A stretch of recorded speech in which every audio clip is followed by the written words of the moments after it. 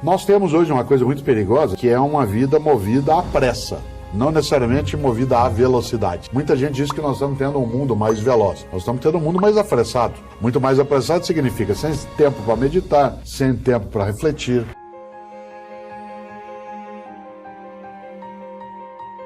Estamos tendo até a possibilidade de uma existência que seja mais automática, mais robótica, mais alienada até. E nesta hora, o sufoco vem quando você e eu nos sentimos isolados. Isto é, quando a gente não percebe alguma coisa que seja vereda, né? Que a gente acha vereda, para sair dali. Né? Eu sou filho de italiano, por isso Cortella. Isolado, isola, italiano é ilha. Isolado é ilhado. Né? Algumas pessoas estão ilhadas na própria condição e elas não conseguem dar um passo além daquilo. Claro que um mundo como hoje, que é turbulento, em que a gente vive em voz alta, em que a gente tem grandes aglomerações de pessoas, acabam tirando de nós um pouco a ideia da esperança, da impressão de que não há o que fazer. Ao contrário, nós temos absolutamente muito mais meios hoje de fazer melhor aquilo que eleva a vida do que já tivemos em tempos anteriores. Há 100 anos, e você sabe disso, né, a média de vida no Brasil era de 44 anos de idade. Hoje é de 74. Isto é, nós temos mais tempo vital e temos maior capacidade de ferramentas e tecnologia, de conhecimento que leve a isso. Em grande medida, o desespero hoje é muito mais uma desistência do que algo que alguns chamam de realismo.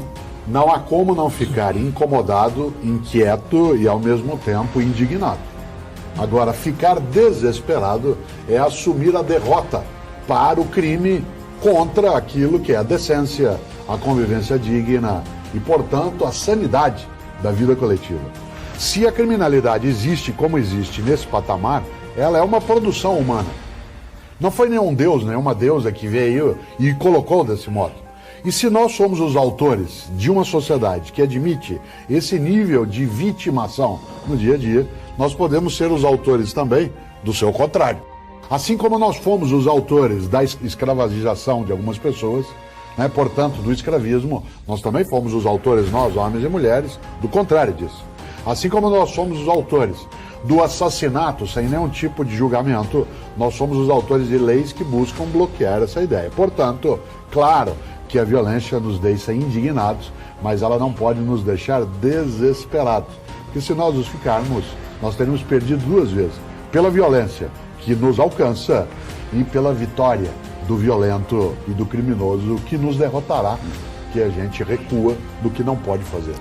Muita gente no mesmo lugar, disputa pela sobrevivência, disputa pelo espaço, até de locomoção, acaba gerando uma condição que nos leva, sem dúvida, a ficarmos homens e mulheres mais irados. Todas as vezes que a gente não se desespera, significa uma atitude propositiva.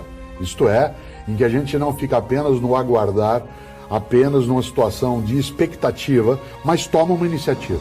Seja em relação ao nosso condomínio, ao bairro, à escola, à mídia em geral. Claro que há muitas formas de violência. Há a violência física, que é mais evidente, e existe a violência simbólica, que é aquela da discriminação, a prática, né, do modo de molestar, a capacidade de humilhar uma outra pessoa. Há muitos modos de violência. Qual é a única alternativa que eu enxergo?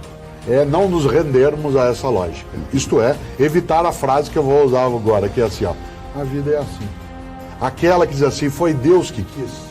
Primeiro que seria muito estranho, né, que alguém entendido como uma divindade de bondade, que tivesse a capacidade, né, de desejar algo que é a negação da bondade. Por outro lado, essa mesma divindade pode sim fazer com que nós tenhamos as nossas escolhas. Vida é escolha também, em grande medida, e nesta hora, escolher a esperança não é escolher o delírio, é escolher a capacidade de enfrentar aquilo que nos deixaria inermes, isto é, desarmados, inclusive de espírito. É preciso, olha que frase estranha, armar o espírito para desarmar a violência. Armar o espírito de quê? De capacidade de iniciativa, de junção com outras pessoas, da percepção da solidariedade. Isto é, lembrando que a palavra solidário não vem de solidão, ela vem de sólido. É aquilo que impede que se esfacele a nossa convivência. Por isso, não se desesperar não é só um desejo, tem que ser uma atitude prática com outras e outros. Que o mundo que nós vamos deixar para os nossos filhos depende muito dos filhos que nós vamos deixar para esse mundo. E nesta hora, a questão da família é decisiva. Porque a família, ela sempre foi e precisa ser um território de proteção, de autocuidado, de capacidade afetiva. Agora, cidades grandes, a inclemência do dia a dia, as distâncias entre a casa e o local de trabalho acabaram produzindo algumas fissuras, né, na estrutura familiar, que se supôs que a escola daria conta, e não dá. A escola faz escolarização. Não se confunda educação com escolarização. Escolarização é um pedaço da educação.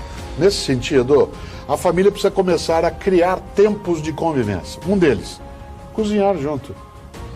Pode parecer pouco, mas cozinhar junto, com crianças, levam à convivência que ela tenha percepção de processo, da fruição de um momento. Outro, ouvir música junto, em vez de cada um com seu fone de ouvido, que é até confortável em algumas situações, partilhar a música. Aí é o argumento mais forte que eu ouço às vezes, eu não tenho tempo.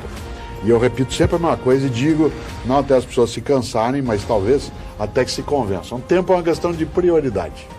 Se você diz que não tem tempo para algo, é porque aquilo não é prioridade. Eu dou um exemplo sempre.